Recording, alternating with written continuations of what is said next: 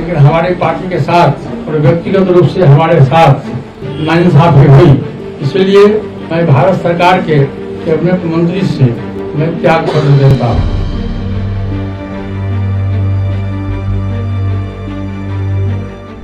लोकसभा चुनाव के लिए बिहार में एनडीए का फॉर्मूला तय हो गया है। इसके साथ कई दिनों से जारी खींचतान भी खत्म हो गई है। सीट शेयरिंग फॉर्मूला के तहत बीजेपी सबसे ज्यादा यानी 17 सीटों पर चुनाव लड़ेगी, जबकि जेडीयू 16 सीट पर उम्मीदवार उतारेगी। वहीं गठबंधन में शामिल लोक जनशक्ति पार्टी रामविलास 5 सीटों और हिंदुस्तानी अवाम मोर्चा और उपेंद्र कुशवाहा की राष्ट्रीय लोक मोर्चा एक सीट पर चुनाव लड़ेगी। पशुपति पारस को एक भी सीट नहीं मिली है। इसे चिराग पासवान की बड़ी जीत के तौर पर देखा जा रहा है।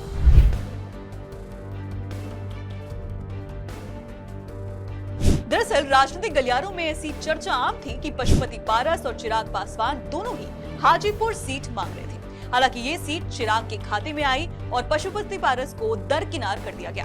कहा जा रहा है कि पशुपति पारस हाजीपुर सीट को लेकर अड़े हुए थे। हाजीपुर वही सीट है जहां से चिराग के पिता रामविलास पासवान 9 बार सांसद रहे थे। 2019 में पशुपति पारस यहां से पहली बार चुनाव जीतकर लोकसभा पहुंचे थे। बिहार की जातीय समीकरण को देखें तो राज्य में दलितों की आबादी 20% के आसपास है। इसमें भी पासवान 5.5% है, जो कि कोर वोटर्स हैं एलजीबी के। सीट शेयरिंग के बाद चिराग पासवान ने कहा है कि जब कोई गठबंधन बनता है तो हर दल को कुछ न कुछ समझौता करना ही पड़ता है। सभी को कुछ न कुछ कुर्बानी देनी ही पड़ती है। मुझे भी अपनी एक सीट कम करनी पड़ी, जेडीयू ने भी अपनी एक सीट कम की, हर किसी ने अपनी सीट्स कम की है। बीजेपी तो 2019 से ही कुर्बानी दे रही है। चिराग ने बताया कि वो हाजीपुर से ही चुनाव लड़ने वाले हैं। मैं आंकड़ों पर जाऊंगा और ये आंकड़े मेरे विश्वास को बढ़ाते हैं। पिछली बार 2019 में हम 3 दल थे, जनता दल यूनाइटेड थी, भारतीय जनता पार्टी थी और हम लोग थे उस वक्त। पर इस बार हमारे गठबंधन में 2 और मजबूत सहयोगी हमारे साथ जुड़े हैं। जीतन राम मांझी जी हों, आदरणीय उपेंद्र कुशवाहा जी हों, इन 2 और साथियों के आने से हमारी ताकत 2019 से बढ़ी ही है। और 2019 में जो एक सीट हम लोग चूक गए थे किशनगंज की, मैं मानता हूं इस बार 40 की 40 सीटें हम लोग जीतेंगे।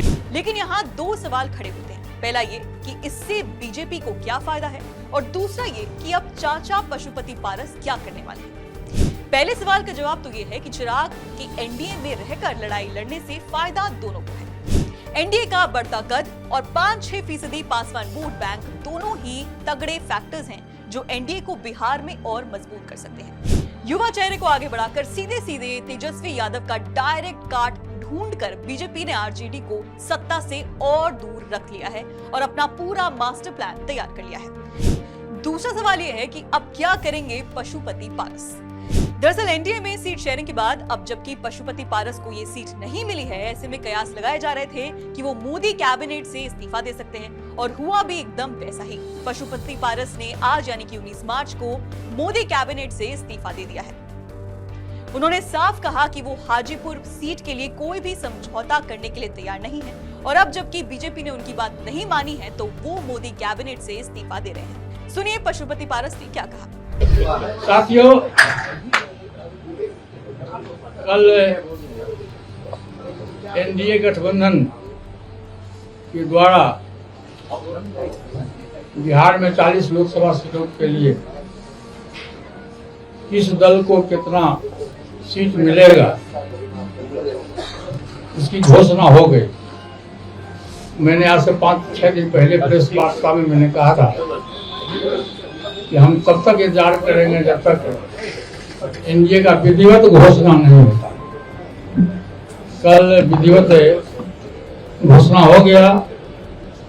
हम लोग 5 सांसद थे, हमारी पार्टी में 5 सांसद थे।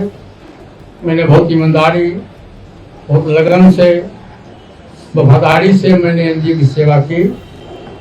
आज भी मैं माननीय प्रधानमंत्री जी का शुक्रगुजार हूँ, और मैं आज भी